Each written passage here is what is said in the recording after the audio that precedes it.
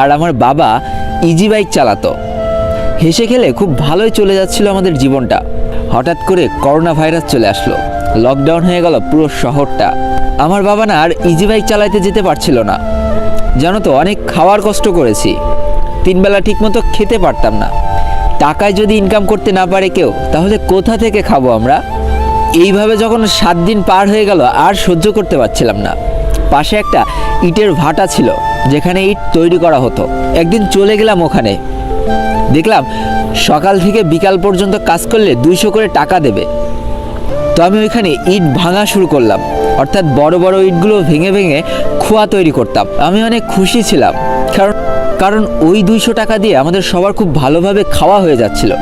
তো আমি সারাদিন কাজ করে যখন বিকাল 5টার সময় বাসায় ফিরতাম, তখন দেখতাম সবাই মিলে বসে এই গেমটা খেলছে। তো আমি ওই গেমটা দেখতাম, বেশ ভালো লাগতো যে কিভাবে একে অন্যের সাথে কথা বলছে, কিভাবে বলছে আমাকে মারিস না, আমাকে হিল কর। বেশ ভালোই লাগতো গেমটা দেখতে। কিন্তু জানো তো, আমাকে না দেখতে দেওয়া হতো না। আমি পাশে গেলেই আমাকে গাল দিয়ে তাড়িয়ে দেওয়া হতো। যা, তুই আগে একটা ফোন কেন, তারপরে খেলবি। অনেক চেয়েছি তাদের কাছে একটা ম্যাচ খেলতে দাও, কখনো দেয়নি। ওইখান থেকে গেমের প্রতি ভালোবাসাটা তৈরি হয়ে গেল। একটা সময় ভাবলাম যে আমি তো 200 করে টাকা ইনকাম করি দিনে, তাহলে আমি যদি এখান থেকে কিছু টাকা বাঁচাতে পারি, তাহলে তো আমি একটা ফোন কিনতে পারি।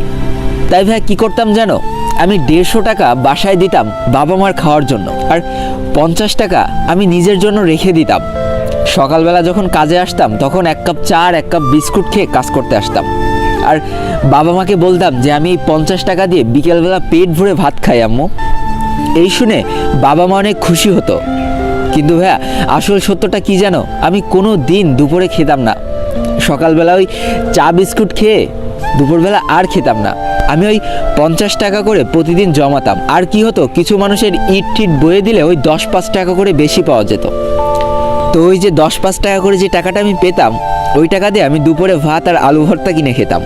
এটাই খেতাম, আবার অনেক দুপুরবেলা না খেয়ে কাটিয়ে দিয়েছি। আর বাসায় যে হাসতে হাসতে বলতাম, হ্যাঁ আম্মু, অনেকটা খেয়েছি। পেট আমার একদম